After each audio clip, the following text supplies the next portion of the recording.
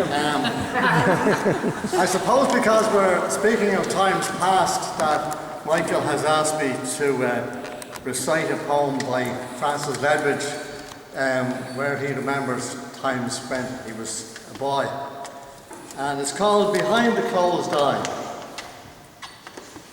I walk the old frequented ways that wind around the tangled braes. I live again the sunny days ere I the city knew, and scenes of old again are born, the woodbine lassoing the thorn, and drooping root-like in the corn, the poppies meet the dew. Above me in their 100 schools, the magpies bend their young to rules, and like an apron full of jewels, the dewy cobweb swings. And frisking in the stream below, the troutlets make the circles flow, and the smokers watch them as they grow.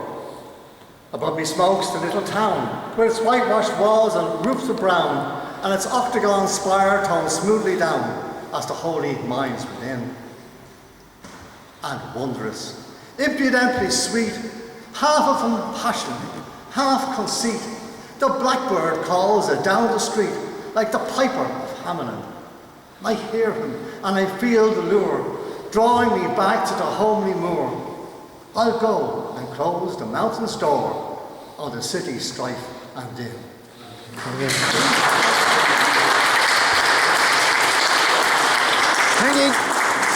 Liam, can you just say when he wrote that and how old he was and all that business? At the time he was working in Rathfarnham for a grocer, and this grocer at the back of his shop, he was running a sort of a shebeen behind the curtain. He was selling alcohol, and it was all a bit too much for Frank, who was only 17 at the time. So the legend is that he sold out one night and walked the 30-mile walk back to Slane.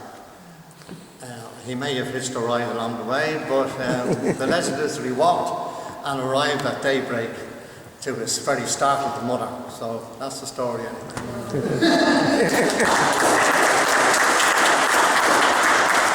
Okay, Eithne, can you yeah. Here's another Ledwidge. Another Ledwidge poem. This is another Ledwidge poem that I'm going to read.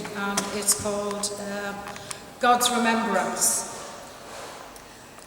There came a whisper from the night to me, like music of the sea, a mighty breath from out the valley's dewy mouth, and death shook his lean bones, and every coloured tree wept in the fog of morning. From the town of nests among the branches, one old crow with gaps upon his wings flew far away. And thinking of the golden summer glow, I heard a blackbird whistle half his lay among the spinning leaves that slanted down. And I, who am a thought of God's now long forgotten in his mind, and desolate with other dreams long over, as a gate singing upon the wind the anvil song, sang of the spring when first he dreamed of me. In that old town, all hills and signs that creak, and he remembered me as something far in old imaginations, something weak with distance, like a little sparkling star drowned in the lavender of evening sea. Thank you.